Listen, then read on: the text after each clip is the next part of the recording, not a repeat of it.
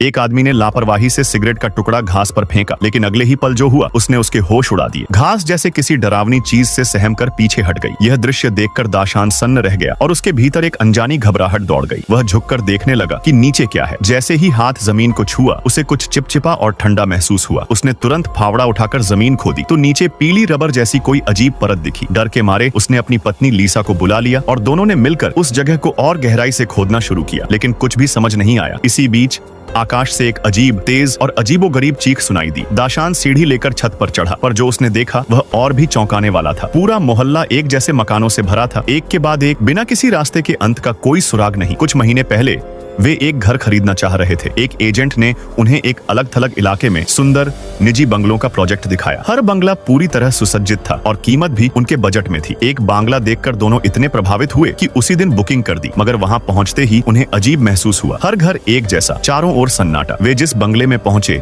वह नंबर 9 था। सब कुछ पूरी तरह तैयार था, फर्नीचर, उपकरण और यहाँ तक कि 1 साल की मुफ्त मेंटेनेंस का वादा। लेकिन जब वे बाहर निकले तो देखा एजेंट और कार दोनों गायब थे। उन्होंने बाहर निकलने की कोशिश की, पर कितनी भी दूर जाएं, हर बार वापस उसी बंगले के सामने पहुंच जाते। मोबाइल में नेटवर्क नहीं था, नेविगेशन बंद। दिन भर घूमने के बाद थक कर रात वहीं बिताने का निर्णय लिया। अंदर फ्रिज में कुछ स्ट्रॉबेरी और एक बोतल शैंपेन रखी थी। भूख से बेहाल दोनों ने खा लिया, लेकिन फल में कोई स्वाद नहीं था। अगली सुबह उन्होंने पैदल निकलने की ठानी, पर दिन भर चलने के बावजूद बाहर नहीं निकल सके। शाम को एक खिड़की में रोशनी देख वे भागे, लेकिन वह भी वही नंबर 9 बंगला निकला और इस बार दरवाजे पर एक डिब्बा रखा था, खाने और जरूरी सामान से भरा हुआ। उन्हें समझ आ गया कि वे फंस चुके हैं। हताशा में दाशान ने घर को जला दिया, पर कोई उन्हें रोकने नहीं आया। अगली सुबह जले हुए बंगले की जगह वही बंगला फिर से खड़ा था और उसके सामने एक डिब्बे में एक नवजात बच्चा लपेटा मिला। डिब्बे पर लिखा था, अगर इसे बड़ा करोगे तो आजाद हो सकोगे। उन्होंने मजबूरी में बच्चे को अपनाया, लेकिन बच्चा असामान्य था। सिर्फ 2 हफ्तों में वह लगभग 10 साल का दिखने लगा। उसका व्यवहार अजीब था। वह उनकी हर बात और आदतें नकल करता और गुस्से में तेज चीखने लगता। दाशान भागने का रास्ता ढूंढने में लग गया। उसने गौर किया कि हर सुबह जब वे कचरा डिब्बे में डालते और शाम को बाहर रखते तो अगली सुबह उसमें नया सामान होता। उसे लगा अगर डिब्बा बदलने वाले को पकड़ ले तो सबका राज खुल सकता है। पर निगरानी के बावजूद डिब्बा पलक झपकते ही बदल गया। एक बार फिर